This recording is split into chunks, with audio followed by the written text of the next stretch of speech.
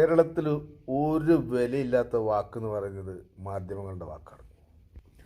രോഗി മരിച്ചത് ബന്ധുക്കളെ അറിയിക്കാതെ വെന്റിലേറ്ററിൽ വെച്ച് പൈസ മേടിക്കുന്നത് പോലെയാണ് പ്രേക്ഷകരായിട്ടുള്ള ആൾക്കാരെ നിങ്ങൾ പറ്റിച്ചുകൊണ്ടിരിക്കുന്നത്. ഇൻ്റർനെറ്റ് യുഗത്തിൽ ചാനലുകൾ നഷ്ടത്തിലാണെന്നുള്ള കാര്യം പ്രേക്ഷകർക്ക് അറിയാം.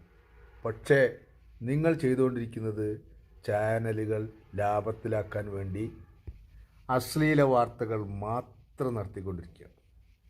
നിങ്ങൾ നടത്തുന്നത് മാധ്യമ സ്ഥാപനങ്ങളാണോ അതോ വേശ്യാലയങ്ങളാണോ? ആത്മാർത്ഥമായിട്ടുള്ള ചോദ്യമാണ്. അശ്ലീലം വിറ്റ് ജീവിക്കുക എന്ന് പറഞ്ഞാൽ ഇന്ന് മാധ്യമങ്ങൾ ചെയ്യുന്നത് പോലെ, ലോകത്ത് കേരളത്തിലെ മാധ്യമങ്ങൾ ചെയ്യുന്നത് പോലെ മറ്റൊരു സ്ഥലത്തും അശ്ലീലം വിറ്റ് ജീവിക്കുന്നില്ല. പ്രേക്ഷകരെ വിഡ്ഢികളാക്കുന്നു, പൊട്ടന്മാരാക്കുന്നു, മാനസിക രോഗികളും കൂടിയാക്കുന്നു. പറഞ്ഞത് തന്നെ വീണ്ടും വീണ്ടും പറഞ്ഞുകൊണ്ടിരിക്കുന്ന മാനസിക രോഗികളെ പോലെ. നിങ്ങൾ നിങ്ങളുടെ ജേർണലിസ്റ്റുകൾക്ക് അവർക്ക് ടാസ്ക് കൊടുക്കുന്നു, അവർക്ക് ഇത്ര പൂർത്തിയാക്കണമെന്ന് നിങ്ങൾ പിന്നെ പ്രത്യേകമായി ടാർഗറ്റ് ഇട്ട് കൊടുക്കുന്നു. അവരെ നിങ്ങൾ പരമാവധി ബൂസ്റ്റ് ചെയ്യുന്നു. അവരെ കൊണ്ട് നിങ്ങൾ നുണ പറയിപ്പിക്കുന്നു, പറഞ്ഞത് തന്നെ വീണ്ടും വീണ്ടും പറയിപ്പിക്കുന്നു. അവരെ പരമാവധി നിങ്ങൾ ഉപയോഗപ്പെടുത്തുന്നു, അശ്ലീലം പറയിപ്പിക്കുന്നു.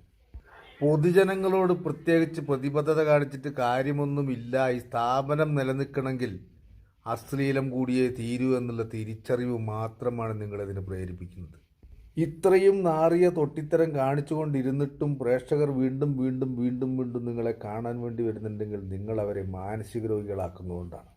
നിങ്ങൾ പറയുന്ന ഒരു വാക്ക് പോലും സത്യമല്ല. നിങ്ങൾ പറയുന്ന വാക്കുകളൊക്കെ എന്ന് പറഞ്ഞാൽ ഹോജയുടെ വീട്ടിൽ നടന്ന കയറിക്കൂടൽ മാതിരിയാണ്. ഹോജ വീട്ടിൽ വലിയൊരു കയറിക്കൂടൽ നടത്തി. ആ കയറിക്കൂടലിൽ ഭയങ്കരമായിട്ട് ഒരു സൂപ്പ് ഉണ്ടാക്കി, ഒരു വലിയ സൂപ്പ്, ഒരു 25 ആടിൻ്റെ സൂപ്പ്. അത് കേട്ടറിഞ്ഞ ആളുകളൊക്കെ കംപ്ലീറ്റ് വന്നു. ഒന്നാമത്തെ ദിവസം വന്നു, എല്ലാവർക്കും സൂപ്പ് കൊടുത്തു. രണ്ടാമത്തെ ദിവസം വന്നു, എല്ലാവർക്കും സൂപ്പ് കൊടുത്തു. 3, 4, 5 ദിവസങ്ങളിൽ വന്ന ആളുകൾക്കൊക്കെ സൂപ്പ് കൊടുത്തു. എല്ലാവരും വീട്ടിൽ കയറി നിരങ്ങി വീട് മൊത്തം കാര്യമാക്കി വാരി വലിച്ചിട്ടു. അവിടെ ഇരുന്ന് ഇവിടെ ഇരുന്ന് ഹോജയുടെ സൂപ്പ് അറിഞ്ഞറിഞ്ഞ് ആളുകൾ വന്നുകൊണ്ടേയിരുന്നു. അവസാനം ഹോജ ഒരാൾക്ക് 5ാമത്തെ 6ാമത്തെ ദിവസമായപ്പം ഒരു ഗ്ലാസ് വെള്ളം മുമ്പിലെടുത്ത് വെച്ച് കൊടുത്തിട്ട് പറഞ്ഞു, ഇതാണ് സൂപ്പ് എന്ന് പറഞ്ഞു. അയാളത് കുടിക്കുന്നതിന് മുമ്പ് പറഞ്ഞൊരു ഡയലോഗുണ്ട്. എന്താണെന്നറിയോ? സൂപ്പ്, നിങ്ങളുടെ സൂപ്പിനെ കുറിച്ച് കേട്ട് ഞാൻ വന്നതാണ്. അപ്പോൾ ഹോജ പറഞ്ഞു, അത് ഈ സൂപ്പിൻ്റെ സൂപ്പാണ് ഇതാണ് എന്ന് പറഞ്ഞിട്ട് കൊടുത്തു. അതേപോലെ നിങ്ങൾ അവസാനം ഞങ്ങൾ പ്രേക്ഷകരെ വെള്ളം കുടിപ്പിക്കും. നാറിയ പണി, ഇതുപോലത്തെ നാറിയ പണി കാണിക്കാതെ മറ്റെന്തെങ്കിലും പണിക്ക് പോടുള്ളൂ.